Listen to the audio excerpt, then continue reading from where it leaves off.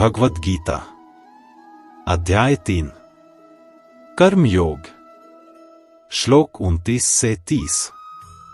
प्रकृतिर्गुण समूढ़ा सज्जन्ते गुण कर्मसु तान कृत्स्न विदो मंदान कृत्स्न विन विचाल्यत मयि सर्वाणि कर्माणि सन्न्यस्याध्यात्मचेतसा निराशीर निर्ममो भूत्वा युध्यस्व विगतज्वरः। प्रकृति के गुणों से मोहित हुए लोग गुणों और उनके कर्मों में आसक्त रहते हैं। जो तत्व को पूरी तरह जानते हैं वे ऐसे कम समझ वाले लोगों को परेशान नहीं करते। अपने सभी कर्म मुझे समर्पित कर दो और अपने चित्त को आत्मा में स्थिर करो। आशा और ममता से रहित होकर तथा मानसिक उद्वेग से मुक्त होकर युद्ध करो। श्री कृष्ण अब बताते हैं कि लोग कैसे आसक्ति में फंस जाते हैं। वे कहते हैं कि जो लोग प्रकृति के गुणों सत्व, रजस और तमस से मोहित रहते हैं वे अपने कर्मों और उनके फलों से जुड़ जाते हैं।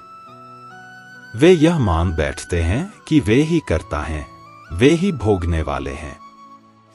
वे शरीर और मन को ही अपनी पहचान मान लेते हैं।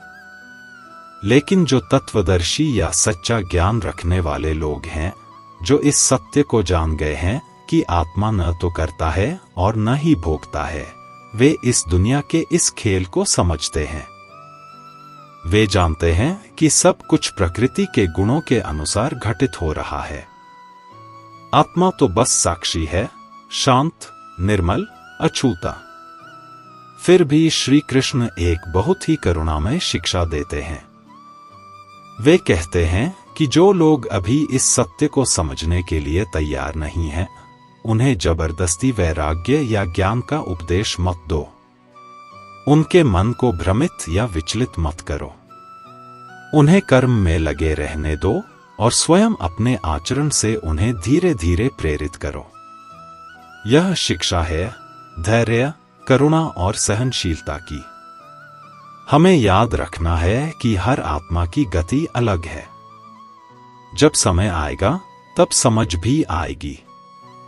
इसलिए ज्ञानी बनने का मतलब है शांत रहकर प्रेम और नम्रता से दूसरों को राह दिखाना।